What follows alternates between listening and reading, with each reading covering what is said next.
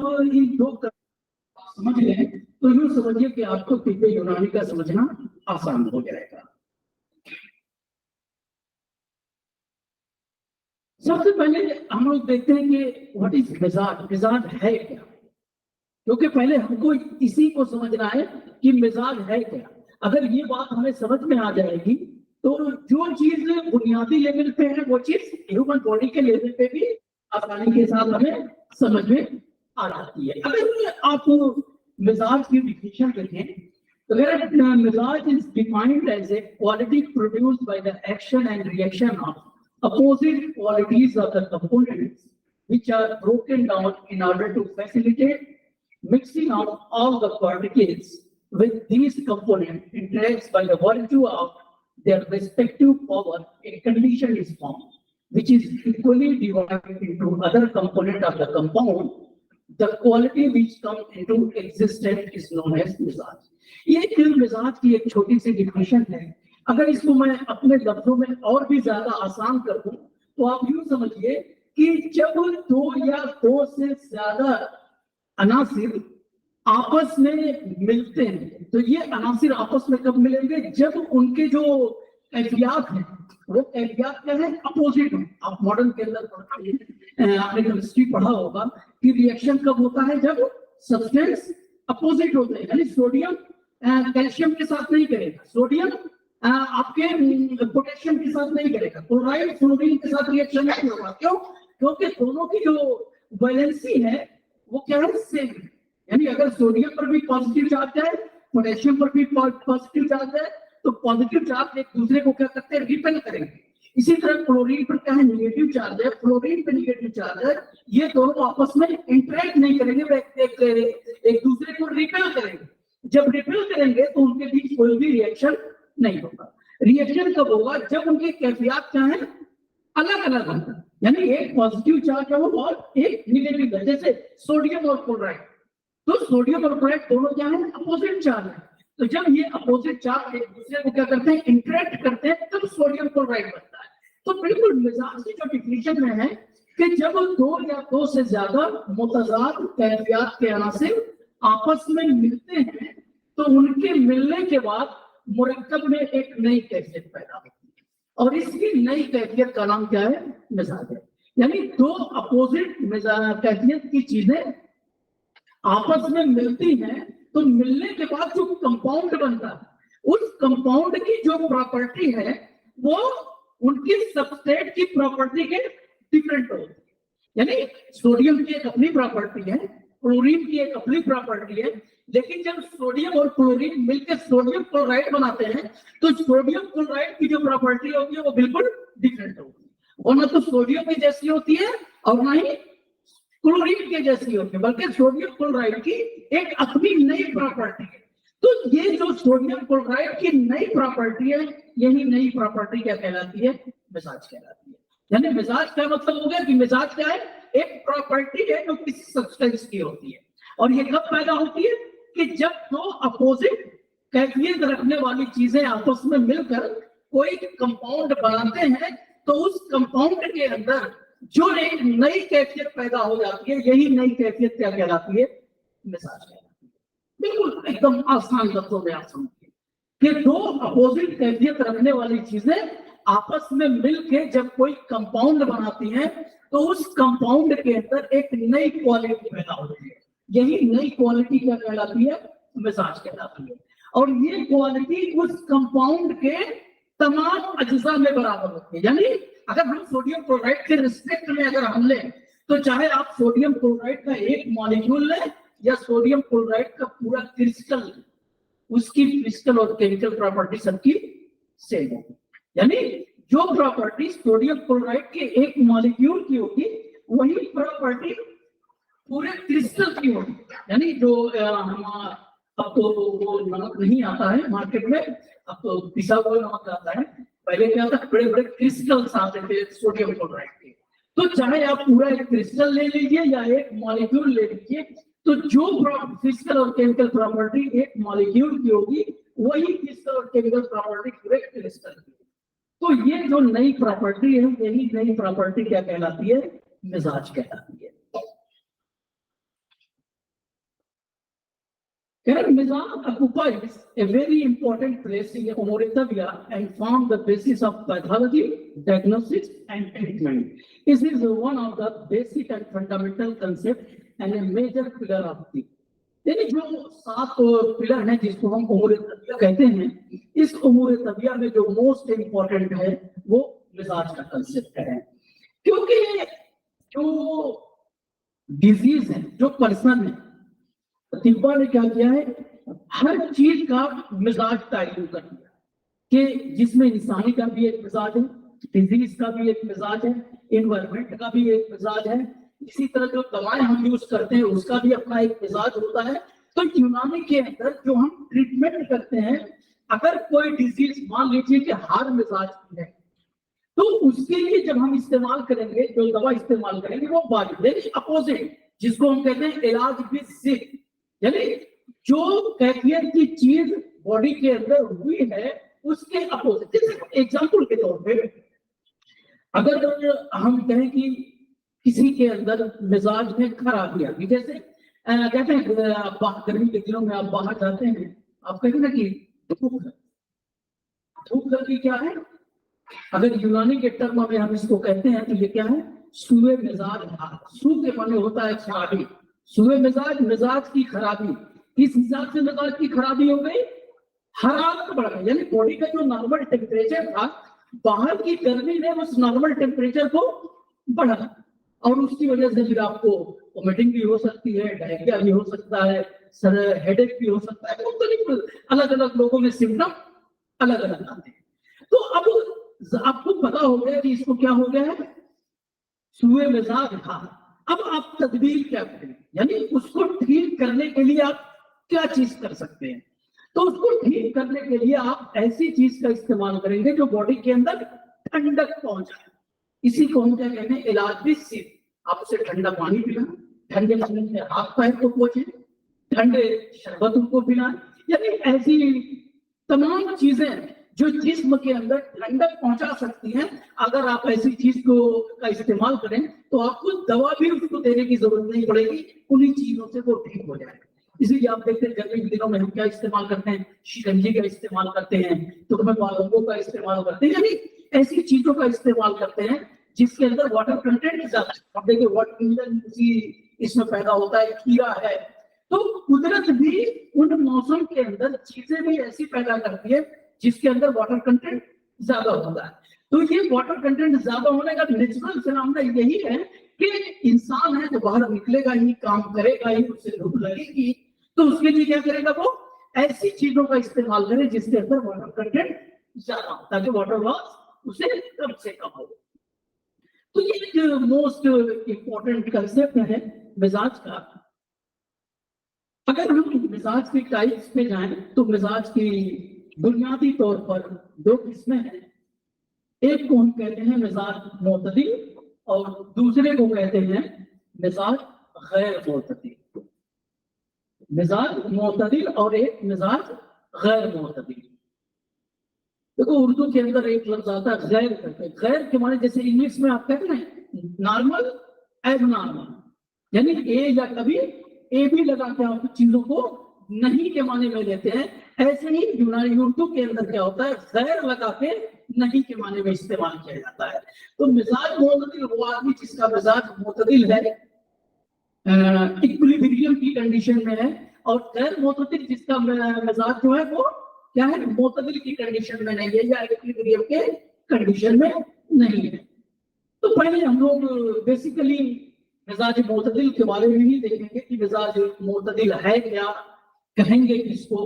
अगर आप एक सिंपल डिफिनेशन अगर आप देखें मिजाज मोतदिल की, कि when the contrary qualities of element present in a compound are equal in quantity and perfectly balanced according to the required properties and function of that compound, it is known as मिजाज मोतदिल। यानी मिजाज मोतदिल कहता है कि वो मिजाज जो किसी भी सब्सटेंस को, चाहे वो किसी सब्सटेंस के माने में हो, किसी कंपाउंड के माने में हो, बॉडी के किसी ऑर्गन के माने में हो, या पूरे ह्यूमन बॉडी के ही माने में लिया जाए, अगर वो मिजाज उसके जो अफआल है उसके अफआल के लिहाज से हो तो वो मिजाज क्या कहलाएगा? मोतदिल। मिजाज मोतदिल ये वो मिजाज है जो किसी मरकब को उसके मतलूबा अफआल खास के मुताबिक, मतलूबा अफआल मतलब जो उससे चाहा जाए। जैसे आपके हार्ट का काम क्या है? ब्लड को पंप करना। तो कुदरत ने जो हार्ट को एक मिजाज दे रखा है वो इस लिहाज से दे रखा है कि वो ब्लड को पंप करे। अगर वो मिजाज उसके लिहाज से नहीं होगा तो ब्लड क्या है? पंप नहीं होगा। तो कुदरत ने बॉडी के तमाम ऑर्गन को एक अलग अलग मिजाज दे रखा है। किसी को हार मिजाज दे रखा है, किसी को बारिश दे रखा है, किसी को रतब दे रखा है, किसी को याबिस दे रखा है। कुदरत ने उसके अफआल के लिहाज से उसको मिजाज दे रखा है। जैसे फॉर एग्जाम्पल कुदरत ने ऐसे ऑर्गन को मिजाज, हार मिजाज दे रखा है जो ऑर्गन क्या है? जिनके अंदर ब्लड सप्लाई भी ज्यादा हो, जिनकी एक्टिविटी भी ज्यादा हो, क्योंकि उसको काम ज्यादा करना है। आप नॉर्मली आप देखें कि जिस ऑर्गन को काम ज्यादा करना है अल्टीमेटली बॉडी के अंदर उसकी ब्लड सप्लाई उसकी ज्यादा होती है। क्यों सप्लाई ज्यादा होती है? वर्क उसे ज्यादा करना है तो एनर्जी उसको ज्यादा चाहिए। एनर्जी कम से ज्यादा मिलेगी जब उसे ब्लड फ्लो ज्यादा हो। अगर ब्लड फ्लो ज्यादा ना हो तो अल्टीमेटली उसको ऑक्सीजन की सप्लाई कम होगी। तो ऑक्सीजन की सप्लाई कम होती, एनर्जी उतनी पैदा नहीं होगी। तो ये नेचुरल फिनोमेना है कि कुदरत ने उसको अगर किसी ऑर्गन को हार मिजाज दे रखा है तो ये उसके काम के लिहाज से दे रखा है। अगर एग्जाम्पल के तौर पे हम ले कि कुदरत ने हार्ट का मिजाज जो है वो हार दे रखा है, तो एक तो उसके अगर आप उसके साइज के लिहाज से उसकी ब्लड सप्लाई देखें तो वो तो ज्यादा है ही है, साथ ही साथ उसके अंदर एक्टिविटी भी ज्यादा है। इसलिए कुदरत ने उसका मिजाज हार रखा है। अगर कुदरत ने उसका हार्ट का मिजाज बारीक रख देता, ठंडा रख देता, तो प्रॉब्लम क्या आती? हार्ट एक बार कंट्रैक्ट करके कहीं रुक गया तो फिर आदमी भी रुक जाता। तो कुदरत ने उसका मिजाज हार इसीलिए दिया क्योंकि उसे बगैर रुके हुए लगातार कंटिन्यू काम करना है, इसलिए कुदरत ने उसका मिजाज हार दे रखा है। इसीलिए इसी तरह से अगर आप देखें फॉर एग्जाम्पल अगर हम प्रेम के मिजाज को देखें, कुदरत ने प्रेम के मिजाज को बारिश बनाया, ठंडा बनाया, कूल डाउन। क्यों हम कहते हैं कूल डाउन? क्योंकि नॉर्मली कुदरत ने उसका मिजाज ठंडा बनाया। अब कहीं कुदरत ने गर्म बना दिया होता तो फिर क्या होता? ये दुनिया क्या है? जंग को जिदल का मैदान हो जाती, सिवाय लड़ाई के कुछ भी नहीं होता। और एक छोटे से एग्जाम्पल से बहुत सारी चीजें हमारी आंखों के सामने होती है, उसको हम समझ नहीं पाते। कभी कभी आप देखें अगर किसी को हाइपर पायरेक्सिया की कंडीशन हो जाए, बहुत सारे हमारे घरों में हमारे आसपास रहता है कि हाइपर पायरेक्सिया की अगर कंडीशन हो जाए तो उसमें क्या होता है कि डिल्यूजन की कंडीशन पैदा होती है। दरवाजे पे कोई नहीं है और उस आदमी को, वो आदमी कहता है कि वो दरवाजे पे कोई खड़ा है उसे हटाओ। आदमी क्या समझता है? लगता है इसको कोई साया, जबकि रियल में क्या है? नर्वस कोऑर्डिनेशन बॉडी के साथ बिगड़ जाता है। हाइपरथर्मिया की सबके साथ नहीं होता है लेकिन किसी किसी के साथ होता है। तो ये क्या है कि कुदरत ने उसका मिजाज अगर हार बना देता तो बॉडी के जो दूसरे ऑर्गन्स हैं उस ऑर्गन के साथ उसका जो कोऑर्डिनेशन है वो कोऑर्डिनेशन बिगड़ जाता। जब कोऑर्डिनेशन बिगड़ता तो जो अफआल होने चाहिए तमाम वो अफआल नहीं हो पाता। तो कुदरत ने हर एक को अलग अलग मिजाज दे रखा है और ये मिजाज उनके काम के लिहाज से दे रखा है, उनके अफआल और फंक्शन के लिहाज से दे रखा है। अगर इसी तरह से अगर हम देखें कि मुख्तलिफ जानवरों को आप देखें कि कोई जानवर जो है वो घास खाता है, कोई दौड़ के शिकार करता है, मुख्तलिफ चीजें आप देखें। अगर आप इसी तरह से देखें एक शेर है, शेर के मिजाज को कुदरत ने हार रखा है। अगर कुदरत ने शेर का मिजाज बारीक रख देता तो फिर क्या दिक्कत आती? वो भूखों मर जाता है, क्योंकि उसका जो पेट भरता है वो शिकार करके भरता है और शिकार करने के लिए उसे मेहनत ज्यादा करनी पड़नी है, दौड़ के अपने शिकार को पकड़ना है। क्योंकि अगर वो उससे तेज नहीं दौड़ सका तो शिकार उसकी पकड़ से बाहर हो गया और वो शेर क्या होगा? भूखा मर जाता। तो कुदरत ने क्या रखा है? इकोसिस्टम जो रखा है ना, वो बायोलॉजिकल इकोसिस्टम आप तमाम लोग के अंदर पढ़ के आए हैं। तो वो इकोसिस्टम मेंटेन इसी वजह से, इसी तरह से अगर आप देखें कि एक खरगोश है, उसका मिजाज क्या है? बारिक है। कुदरत ने उसका मिजाज बारिक क्यों बनाया? क्योंकि अगर वो हार मिजाज होता, ज्यादा बाहर इधर उधर दौड़ धूप खिलेगा तो वो किसी न किसी जानवर का शिकार बन जाए, क्योंकि उसके पास प्रोटेक्शन की कोई वैसी चीजें नहीं है। तो ज्यादा खुदक खुदक के इधर उधर बाहर निकलता तो वो मारा जाता। तो कुदरत ने इस इकोसिस्टम को बैलेंस करने के लिए किसी को हार बना रखा है, किसी को बारिक दे रखा है, किसी को रतब दे रखा है, किसी को याबिस दे रखा है। क्योंकि तिब्बत यूनानी में जो मिजाज का कंसेप्ट है, ये कैफियत के बेस पे कि इस पूरे कायनात के अंदर 4 तरह की कैफियत पाई जाती है: hard, cold, dry and moist. यानी हार्ड, बारिक, रतब और याबिस। इन्हीं बेस पे 4 जो है वो कैफियतें हैं।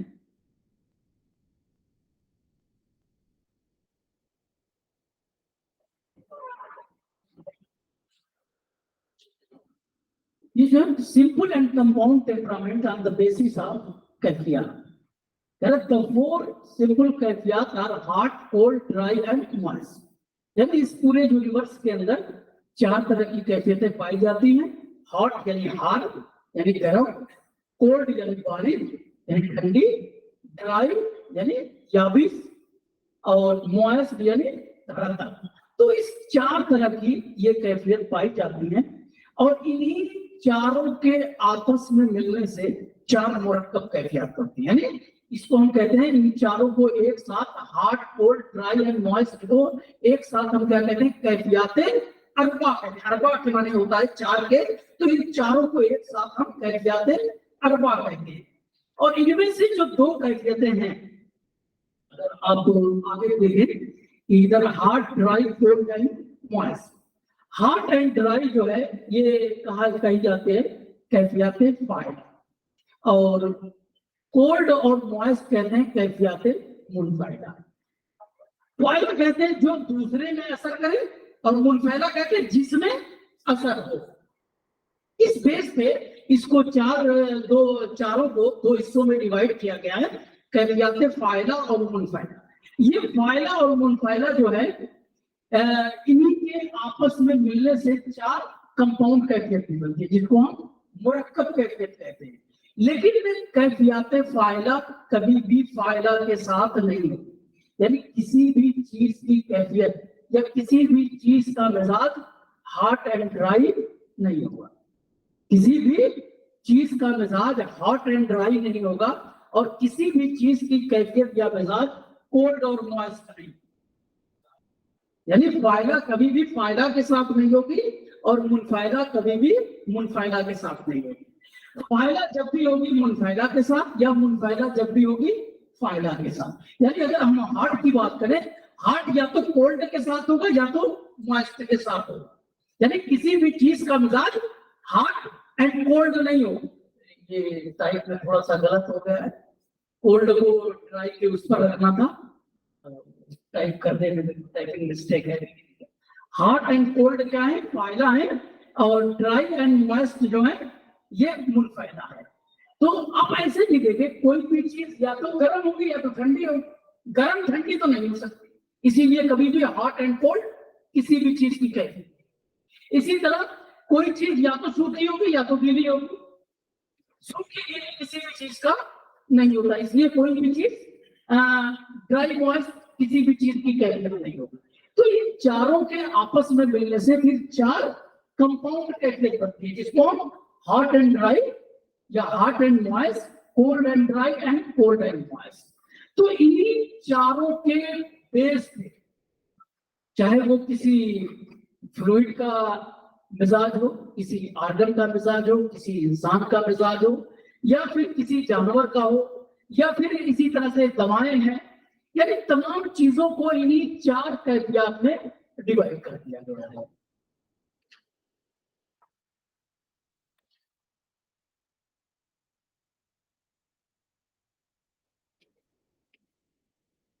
क्योंकि जो दूसरा इसमें पार्ट है वो है अखलाक। अखलाक को अगर आप देखें, अगर मैं बहुत ही आसान लफ्जों में आपको कहूं कि अखलाक कहते हैं बॉडी फ्लूइड। बॉडी के अंदर जो फ्लूइड पाए जाते हैं उन्हीं फ्लूइड को हम क्या कहते हैं, अखलाक कहते हैं। अब बॉडी के अंदर अगर आप देखें पूरे बॉडी के अंदर की फ्लूइड कहाँ कहाँ पर पाए जाते हैं, तो अगर आप देखें बहुत सारे लोग, आप लोग फिजियोलॉजी के अंदर आपने बॉडी फ्लूइड का चैप्टर पढ़ा होगा। आपने पढ़ा होगा कि पूरे बॉडी के अंदर जो 40 litre near about 40 litre water होता है, उसमें जो इंट्रासेलुलर फ्लूइड और एक्स्ट्रा सेलुलर फ्लूइड है। Intracellular fluid near about 22 litre है और एक्स्ट्रा सेलुलर फ्लूइड जो है वो 18 लीटर है। तो जो बॉडी के अंदर फ्लूइड है या तो सेल के अंदर है या तो सेल के बाहर। अब सेल के बाहर वो टिश्यू स्पेस में हो सकता है, सेल के बाहर जो सेल के बीच में स्पेस होता है जिसको हम इंटरसेलुलर स्पेस कहते हैं, वहां पर फ्लूइड हो सकता है, या फिर किसी कैविटी के अंदर हो सकता है, जैसे प्लूरल कैविटी, पेरिकार्डियल कैविटी, या फिर जैसे आप देखें कि ईयर के अंदर जो एक्वस ह्यूमर है, विट्रियस ह्यूमर है, यानी या तो किसी कैविटी के अंदर होगा या तो फिर किसी स्पेस के अंदर होगा, या तो फ्लूइड फिर किसी वेसल के अंदर होगा। बॉडी के अंदर जो भी फ्लूइड है वो 3 जगहों पे पाएगा, या तो किसी वेसल के अंदर हो, या तो फिर किसी सेल के अंदर होता है, या फिर किसी सेल के बीच बीच में पाएगा। तो इस एतबार से 3 उसकी अकसाम बयान की गई है। तो ये जो बॉडी फ्लूइड है ये तो उसके मकाम के लिहाज से डिवाइड किया गया है। बहुत सारी चीजों को एक से ज्यादा चीजों के एतबार से डिवाइड किया जाता है। आप बहुत सारी चीजें पढ़ते होंगे, जैसे आप केमिस्ट्री पढ़ते हैं तो केमिस्ट्री ऑर्गेनिक और इनऑर्गेनिक के हिसाब से एक क्लासिफिकेशन, एरोमेटिक और एनएरोमेटिक के हिसाब से एक क्लासिफिकेशन, कहीं पर प्रोटीन, कार्बोहाइड्रेट, फैट के हिसाब से ऑर्गेनिक का क्लासिफिकेशन। तो क्लासिफिकेशन जो है वो मुख्तलिफ एतबार से किया जा सकता है, लेकिन आप इस क्लासिफिकेशन को ये नहीं कह सकते कि इन्होंने जो क्लासिफाई किया था ये गलत किया था, इन्होंने जो क्लासिफिकेशन दिया ये सही था, बल्कि इनको क्लासिफाई करने का बेस दूसरा था और इन्होंने जो क्लासिफिकेशन किया उनका बेस दूसरा।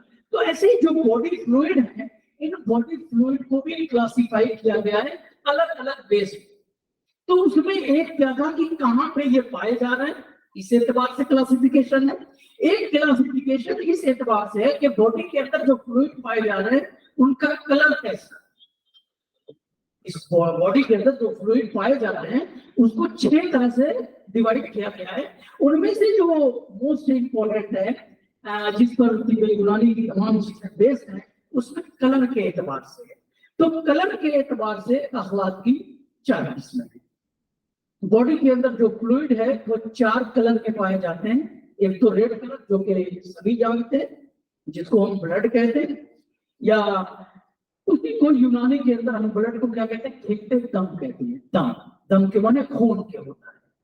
इसी तरीके से बॉडी के अंदर एक और फ्लूइड है जो येलो कलर की होती है, जिसको हम सफरा कहते हैं या पाइल कहते हैं, या बिलियस फ्लूइड कहते हैं। इसी तरह एक फ्लूइड होती है जो कलरलेस या व्हाइट कलर की होती है। देखो वो व्हाइट है, व्हाइट की 2 किस्में बयान की जाती है, एक सफेद मजाजी और एक सफेद हकीकी, या अबियत मजाजी या अबियत हकीकी। आप मॉडर्न के अंदर भी उसी चीज को आप देखते हैं, जो चीज कलरलेस होती है उसको हम व्हाइट में ही शुमार करते हैं, यानी वाटर का जो कलर है वो कलरलेस है लेकिन हम उसको व्हाइट में ही शुमार करते हैं, जबकि मिल्क का कलर क्या है, रियल में व्हाइट है। तो जो पानी का कलर है उसको हम अबियत मजाजी कहते हैं, यानी उसका कोई कलर नहीं है लेकिन उसको मान लिया गया ये व्हाइट है। जिसका कोई कलर ना हो वो व्हाइट है, ये एक बुनियाद बना के रखा गया। तो बॉडी के अंदर 4 तरह की फ्लूइड है, रेड कलर की, व्हाइट कलर की, येलो कलर की, या नीले या स्याह कलर की। तो इन 4 तरह के रंग के लिहाज से उसका डिवाइडेशन किया गया है।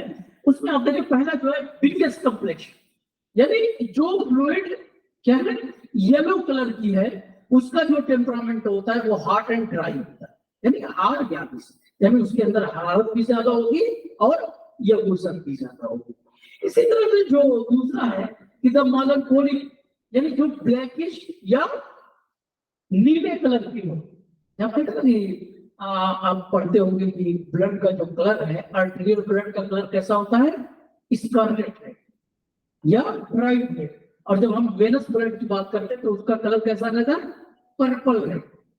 पर्पल रेड आप पढ़ते हैं, अब नीट की तैयारी की है तो ये बुनियादी चीज तो आप ऑलरेडी जानते होंगे। तो बॉडी के अंदर फ्लूइड एक पाया जाता है जिसको हम कहते हैं स्याह हो या फिर नीले कलर का, तो वो कैटेगरी क्या कहलाती है आपके मेलांकोलिक या प्लेग बाइल भी उसको कहा जाता है, और यूनानी में उसको सौदा कहते हैं। इस सफेद या स्याह या नीले कलर की रतुबत। नेक्स्ट जो थर्ड वन पे है कि फ्लेग्मेटिक, यानी जो व्हाइट कलर का फ्लूइड होता है उसका जो टेम्परामेंट है कोल्ड एंड मॉइस्ट होता है, और the sanguine which is hot and moist, यानी जिसका कलर रेड होता है वो हॉट एंड मॉइस्ट होता है। तो रंग के एतबार से अखलाक की 4 किस्में बयान की गई, दम, बलगम, सफरा और सौदा, यानी रेड कलर का फ्लूइड, व्हाइट कलर का फ्लूइड, और आपके ब्लैक या नीले कलर का फ्लूइड, और आपके येलो कलर का फ्लूइड। तो जो येलो कलर का फ्लूइड होता है उसका टेम्परामेंट या उसका जो मिजाज होता है वो हॉट एंड ड्राई या हार याबिस, और जो ब्लैक या स्याह कलर का होता है उसका कोल्ड एंड ड्राई, और जो व्हाइट या कलरलेस होता है वो कोल्ड एंड मॉइस्ट, और जो रेड कलर का होता है उसका हॉट एंड मॉइस्ट होता है। यहाँ पर आप देखें एक फिगर है, इसमें देखिए 4 कैफियतें हैं। आप राइट लेफ्ट साइड में आप देखें जहाँ कोलेरेट लिखा है उसके ऊपर हॉट और नीचे ड्राई, और जो फ्लेग्मेटिक है उसके राइट साइड में आप देखें ऊपर मॉइस्ट लिखा है और नीचे कोल्ड लिखा है। तो ऊपर जो है आपके सैंग्विन और नीचे मेलांकोलिक, यानी मेलांकोलिक का अगर आप ऊपर से आप जाएं सैंग्विन, अब सैंग्विन का टेम्परामेंट कैसा हो जाएगा, लेफ्ट साइड में हॉट और राइट साइड में आप देखें तो मॉइस्ट है। तो सैंग्विन का जो टेम्परामेंट होगा वो हॉट एंड मॉइस्ट होगा। जो फ्लेग्मेटिक का है उसको देखें क्या होगा, कोल्ड एंड मॉइस्ट होगा। मेलांकोलिक का देखें ड्राई एंड कोल्ड होगा, और जो कोलेरिक है उसका हॉट एंड ड्राई होगा। तो अगर हमें मिजाज पता है किसी चीज का तो हम उसकी डायग्नोसिस भी आराम से बना सकते हैं और उसका ट्रीटमेंट फिर आसान हो जाता है।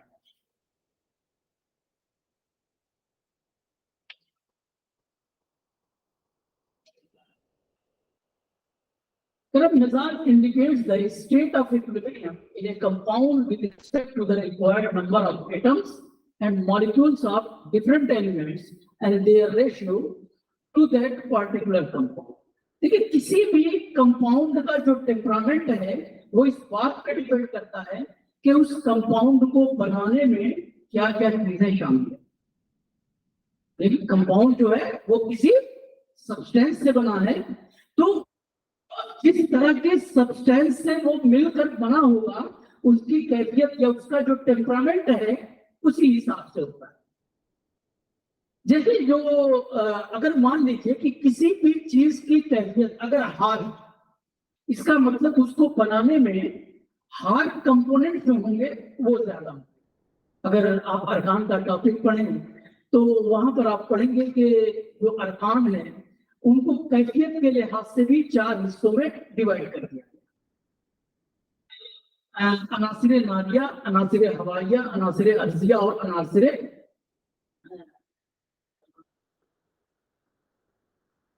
अनासिर नादिया, यानी ऐसे अनासिर जिनका मिजाज गर्म होता है।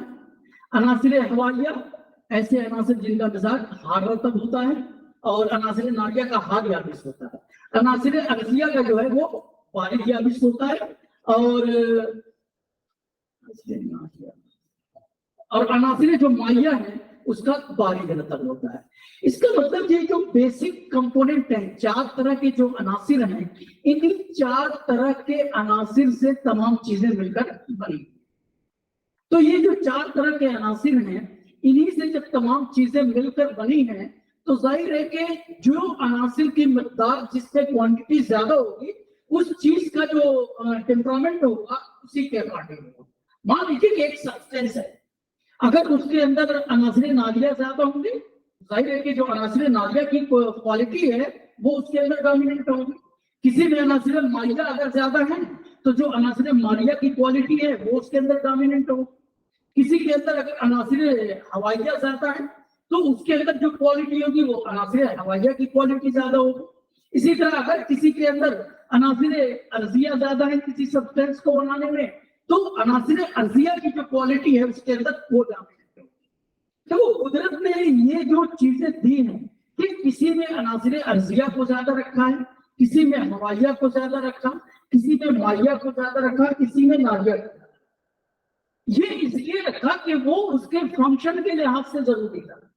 अगर उसके फंक्शन के लिहाज से अगर वो अनासिर उसको बनाने में नहीं शामिल होते तो फिर उस चीज का टेम्परामेंट उसके फंक्शन के लिहाज से नहीं हो पाता। जैसे मैंने अभी आपको एक एग्जांपल दिया था कि हेड का मिजाज कुदरत ने हार इसीलिए दिया है ताकि वो अपना लगातार काम कर सके।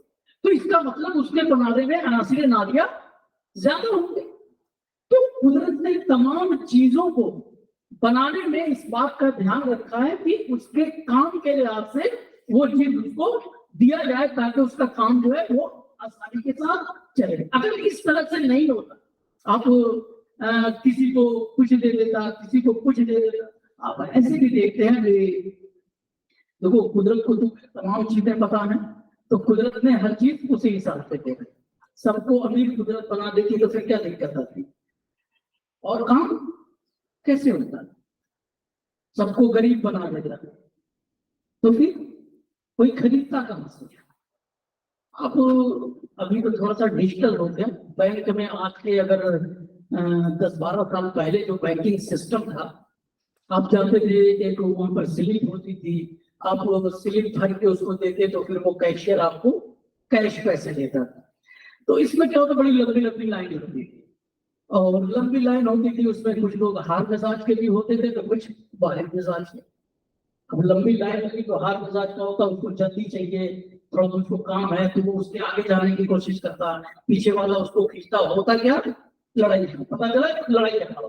लेकिन जो कैश काउंटर पे जो आदमी बैठा है उसको जरा भी फर्क नहीं पड़ता कि मेरी विंडो के बाद क्या होगा। अगर उसके मिजाज पे फर्क पड़ता तो फिर क्या दिक्कत आती, किसी को एक नोट ज्यादा गिन के दे देता, किसी को एक नोट कम हो जाता। लेकिन ऐसा कभी नहीं केस में कभी वो चिपक के या उसका ध्यान जरा सा हो गया हो तो, लेकिन मशीन तो गलत कर सकती है लेकिन वो कैशियर नहीं गलत करता है। इतना वो एक्सपर्ट रहता है कि दिन भर उसका काम क्या है, नोट गिनना। और वो इतना एक्सपर्ट होता था उस गड्डी के बीच से जो नोट खराब हो या नकली उसको लगता था वो खट से उसको बीच गड्डी से वो खींच लेता। इसका मतलब कुदरत ने उसको वो मिजाज दे। आप इसी तरह देखते हैं, आप कपड़ा खरीदने जाते हैं, एक कपड़ा आपको पसंद आता, दूसरा उसको नहीं पसंद आता, आप जाते दूसरा लेके जाते, आपने जिसको रिजेक्ट किया इन्होंने उसको खरीद लिया। इसका मतलब आपका टेम्परामेंट उनके टेम्परामेंट से अलग है। आपको जो चीजें पसंद आ रही है वो आपके मिजाज के लिहाज से, उनको जो चीज पसंद आ रही है वो उनके मिजाज के लिहाज से। अगर ऐसा नहीं होता, सबका टेम्परामेंट एक जैसा होता तो सब ब्लू ही पहनते, सब सफेद ही पहनते, सब लाल ही पहनते। इसी तरीके से हर दुनिया के किसी भी प्रोफेशन में आप देख लीजिए कि आपको नीट आपको था कि एमबीबीएस करेंगे, डॉक्टर बनना। बहुत सारे लोग कहते हैं हमको इंजीनियर बनना, दूसरा कहता नहीं मुझको तो एडमिनिस्ट्रेटिव में जाना। यानी आपको ऐसे लोगों को होगा कि वो डॉक्टर बन के उनको मजा नहीं आता, फिर उनको पता चलता क्या है एमबीए करनी, उनको उस पर जाना। किसी ने होटल मैनेजमेंट कर लिया, हमको तो उसमें जाना। किसी ने यूपीएससी निकाल लिया, हमें तो एडमिनिस्ट्रेटिव सर्विस में जाना। तो ये जो अलग अलग प्रोफेशन क्यों चुनते हैं लोग, क्योंकि हर एक का टेम्परामेंट अलग होता है। अगर सबका टेम्परामेंट होता तो सभी डॉक्टर होते, सभी इंजीनियर होते, सभी एडमिनिस्ट्रेटर होते। लेकिन आप देखें कि बहुत सारा आप कहते हैं कि ये प्रिंसिपल जो आया ये अच्छा नहीं, इससे पहले वाला अच्छा। क्या उसमें सुरक्षा का फर्क लगा था? नहीं, उसमें क्या है हर आदमी का अलग अलग मिजाज होता है। बहुत सारे स्कूल से आपको पाला पड़ा होगा, कहीं आप प्रिंसिपल ऑफिस में हिम्मत नहीं होती कि आप घुस जाए, और कहीं पर क्या होता है मैं कभी सब कह के एकदम आराम से आप जाके प्रिंसिपल से आप बात कर रहे हैं। ये अलग अलग टेम्परामेंट कुदरत ने दे रखा है, तो लोगों का मिजाज बिहेव उसी के अकॉर्डिंग होता है। आप अपनी क्लास में देखें किसी का मिजाज क्या रहता है, जरा सा धक्का लग गई पता चला कॉलर पकड़ लिया, और किसी को आप गाली भी दे देते हैं मुस्कुरा के वो चला जाता है। ये क्या है, अलग अलग टेम्परामेंट के लोग हैं। तो ये नॉर्मल तो है ही, लेकिन जब इसकी एबनॉर्मल कंडीशन आती है, तो चूंकि हम लोग मेडिकल साइंस पढ़ रहे हैं, तो मेडिकल साइंस में इसकी क्या इंपॉर्टेंस है, असल हमको ये देखना। तो ये जो मिजाज है, चाहे वो हार्ड हो, चाहे वो बारिश हो, रतब हो, याबिस हो, ये सब क्या है, नॉर्मल टेम्परामेंट की बात हो रही है। लेकिन अगर किसी के अंदर हरारत ज्यादा हो जाए, अब वो क्या हो गया, हरारत नॉर्मल से ज्यादा हो गया, अब वो चीज क्या कहलाएगी, सूए मिजाज, मिजाज के अंदर उसके अंदर खराबी आ गई। तो इसकी इंपॉर्टेंस यही है कि अगर मिजाज के अंदर कोई खराबी आती है और हमें ये पता चल जाए कि इसको सूए मिजाज हार है, सूए मिजाज बारिद है, सूए मिजाज रतब है, कि सूए मिजाज याबिस है, अगर आप इस चीज को अगर आप पता कर लेंगे, मान लीजिए अगर किसी को सूए मिजाज हार हो, तो जाहिर है कि यूनानी का जो तरीके इलाज है, इलाज भी जिद है, यानी अपोजिट आप करेंगे। तो अगर किसी की हरारत बढ़ी है, तो हरारत को कम करने के लिए हम ऐसी दवाओं का इस्तेमाल करेंगे जिनका मिजाज क्या होगा, बारिद होगा।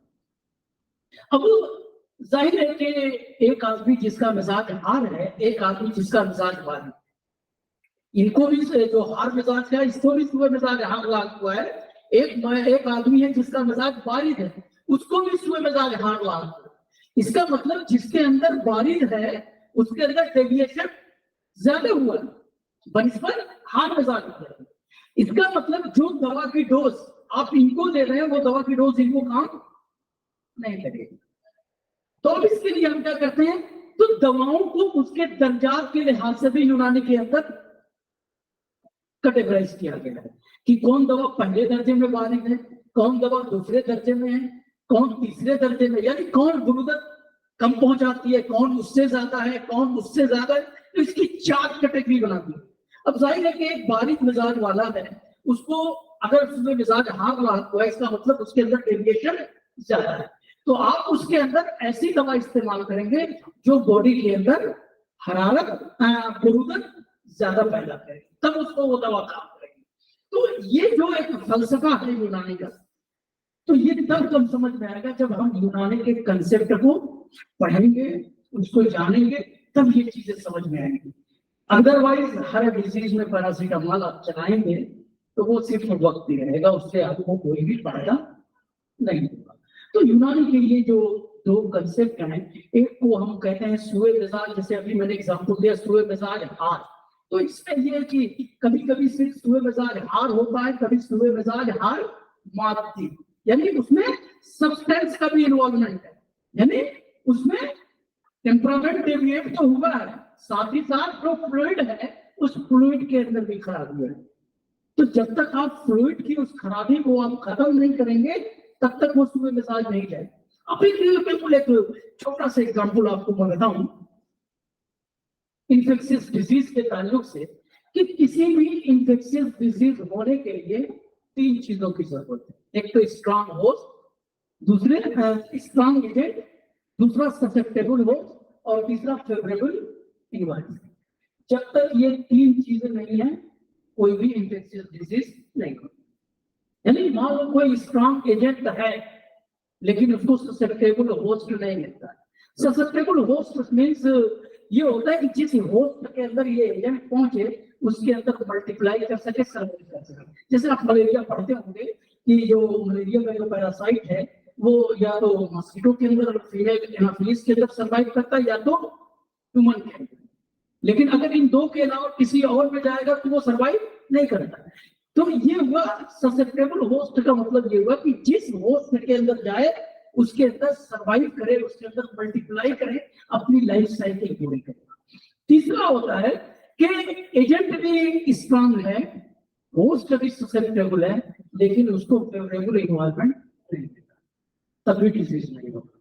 तो इन्फेक्शियस डिजीज होने के लिए ये 3 चीजें जरूरी है कि स्ट्रांग होस्ट हो, स्ट्रांग एजेंट हो, ससेप्टेबल होस्ट हो, और फेवरेबल इन्वायरमेंट में, क्योंकि एक डॉक्टर है, अब देखिए कोई चेस्ट स्पेशलिस्ट, जाहिर है कि जो चेस्ट स्पेशलिस्ट होगा उसके पास बहुत सारे ट्यूबरकुलस के मरीज आते हैं, टीबी के मरीज बहुत ज्यादा आते हैं।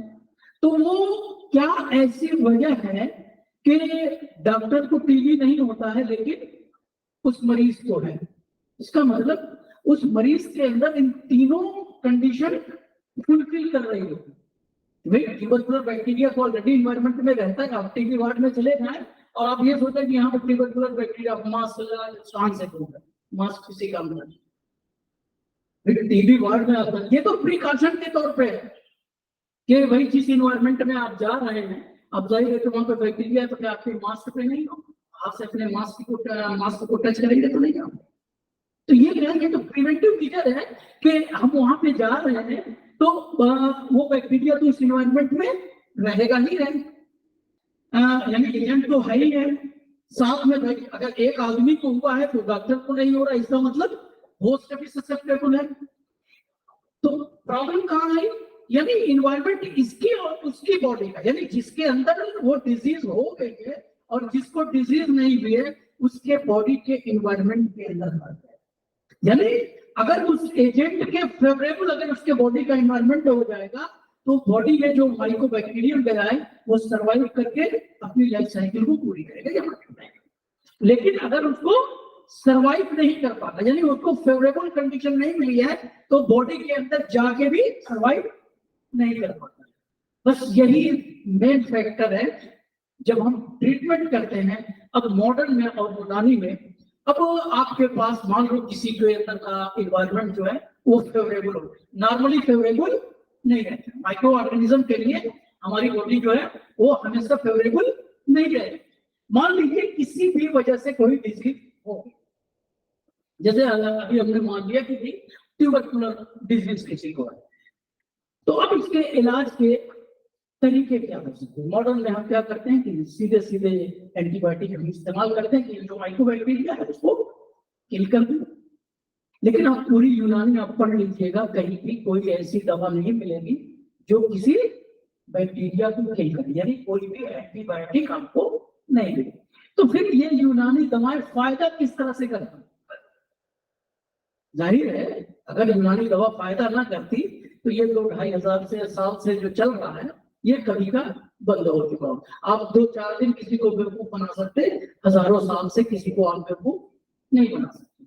इसका मतलब जो हम यूनानी के अंदर इलाज करते हैं वो हम क्या करते हैं, यही सुए में साथ, यानी जो बॉडी के अंदर का इन्वायरमेंट जो बिगड़ गया है, इसी बिगड़े हुए इन्वायरमेंट को हम फिर से क्या करते हैं, सही करने की कोशिश करते हैं। यानी जो मिजाज के अंदर खराबी आई है या जो अखलाक के अंदर खराबी आई, तो जो अंदर का इन्वायरमेंट चेंज हो गया, उस अंदर के इन्वायरमेंट को हम क्या करते हैं, फिर से नॉर्मल पर लाने की कोशिश करते हैं। तो यूनानी में एक उसका इलाज का एक तरीका है मुंजिश और गुस्से का, कि जो फ्लूइड खराब है उसको हम इस काबिल बना दें कि ये जिस्म से आसानी के साथ ये निकल जाए। अगर ये जिस्म से निकल गई तो ऑटोमेटिक फिर क्या होता है, अब पॉइजनिंग में हम क्या करते हैं, उसको ओमिटिंग करा देते हैं।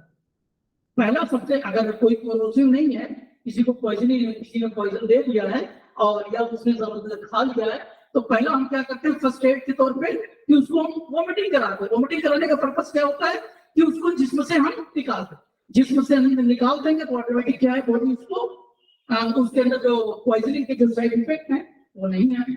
तो बिल्कुल यूनानी के अंदर जो हम इलाज करते हैं वो इसी तरह की जो खराब खिल्त है या जिस मादे की वजह से वो डिजीज पैदा हुई या अंदर का इन्वायरमेंट खराब हुआ, उस मादे को अगर हम जिस्म से निकाल दें तो ऑटोमेटिक अंदर का इन्वायरमेंट जो है वो ठीक हो जाए। बस यूनानी का जो तरीका इलाज है यही तरीके इलाज है, इसी तरीके इलाज पे यूनानी बेस्ड है।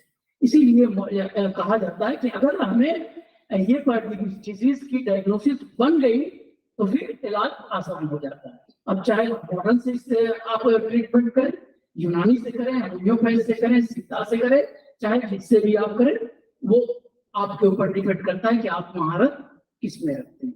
तो ये कुछ बुनियादी चीजें थी, चीजें बहुत है, बाकी हम लोग क्लास में उसको डे बाय डे डिस्कस करते रहेंगे और जहाँ पे जरूरत होगी मॉडल से हम लोग उसको कोऑर्डिनेट भी करेंगे और जहाँ पर जो बेसिक कंसेप्ट है यूनानी का उस कंसेप्ट को सीखने और उसको याद करने की कोशिश करेंगे। तो आज के लिए इतना ही, इंशाअल्लाह फिर मुलाकात होती है। अल्लाह हाफिज।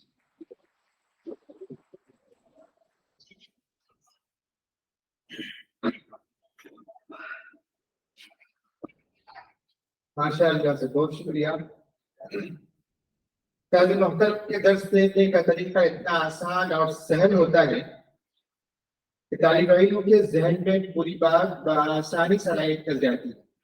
जैसा कि अभी आप लोग सुन रहे थे और समझाने का अंदाज इतना दिलचस्प और निराला होता है, मुश्किल से मुश्किल बातों को इस अंदाज से समझा देते हैं जैसा लगता है मोती को किसी ने उठाकर एक धागे में पिरो दिया हो। मैं नीचे पहलवान के साथ उस्ताद मोहतरम का बहुत शुक्रिया अदा करता हूँ और शुक्रिया सर, थैंक यू।